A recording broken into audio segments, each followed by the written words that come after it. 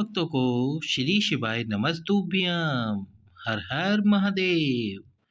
ओम नमः शिवाय। श्री शिवाय नमस्तुभ्यम। जय महाकाल। तो आज हम आपको बताने वाले हैं 23 दिसंबर सोमवार की अष्टमी। जैसा कि आप सभी जानते हो, 23 दिसंबर को पड़ रही है सोमवार अष्टमी। सोमवार की ये अष्टमी साल में 2 या 3 ही आती है। तो इस अष्टमी के दिन आपको सफ़ेद आंकड़े की जड़ वाला उपाय ज़रूर से ज़रूर करना चाहिए। गुरुजी ने वैसे तो कहा है कि इस सफ़ेद आंकड़े की जड़ का उपाय आपको रजस्वला धर्म के 7वें दिन करना चाहिए। पर यदि रजस्वला धर्म आपका सही से नहीं आता या नहीं आता है, आपको पुत्र प्राप्ति करनी है, तो सोमवार अष्टमी के दिन आपको इस जड़ को बांधना चाहिए। कैसे करना है उपाय, उससे पहले वीडियो लाइक करो, चैनल सब्सक्राइब करो, वीडियो शेयर करो। तो आपको क्या करना है, सबसे पहले जड़ को लेकर आना है। पति और पत्नी दोनों जाइए, कोशिश कीजिए दोनों जा सके। दोनों नहीं जा सके तो पत्नी फिर अकेले जाकर जड़ लेकर आए। इसके बाद में उस जड़ को 21 बार तुमरुकेश्वर महादेव के नाम से शिव जी के शिवलिंग पे से घुमा लेना है आपको। घुमाने के बाद में उस जड़ को उपाय करने भी पति और पत्नी दोनों जाए। यदि नहीं जा सकते तो पत्नी फिर अकेले ही जाकर उपाय करे। जड़ को घुमाने के बाद पत्नी अपना नाम और गोत्र बोले, और गोत्र की पता नहीं हो तो केवल अपना नाम बोल सकते हैं। इसके बाद में आपको उस जड़ को शिवजी के सम्मुख में खड़े होकर माताओं बहनों को अपनी कमर में बांध लेना चाहिए।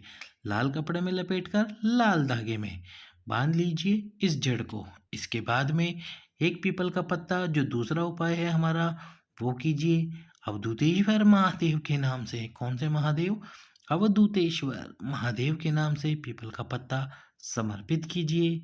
और फिर इस पीपल के पत्ते को गाय के दूध में उबालिए और फिर रात्रि को सोते समय पति और पत्नी दोनों इस दूध को पीजिए। ये पीपल के पत्ते वाला उपाय कम से कम 1 महीने कीजिए। सफ़ेद आंकड़े की जड़ को कम से कम 3 महीने बांध कर रखिए।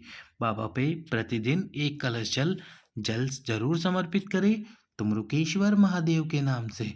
और इसके बाद हम आपको बताने वाले हैं हमारे इस वीडियो का तीसरा उपाय। जब आप 1 कलश जल समर्पित करें, यदि 1 कलश पॉसिबल ना हो तो प्रयास कीजिए 2 कलश जल समर्पित करने का। 2 कलश जल तुमरुकेश्वर महादेव, कृष्णेश्वर महादेव के नाम से समर्पित कीजिए।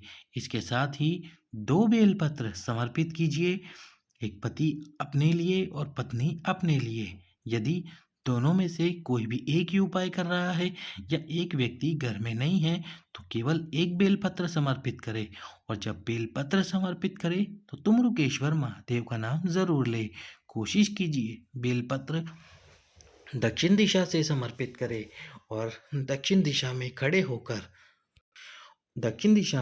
होकर उत्तर की तरफ मुख कर कर बेलपत्र समर्पित करें। जब बेलपत्र समर्पित कर दे तो भगवान शंकर की चौखट पर 5वां और अंतिम उपाय करें।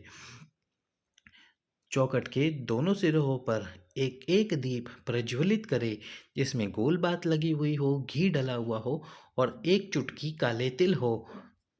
ये दोनों दीपक तुमरुकेश्वर महादेव के नाम से चौखट के दोनों सिरों पर प्रज्वलित करें।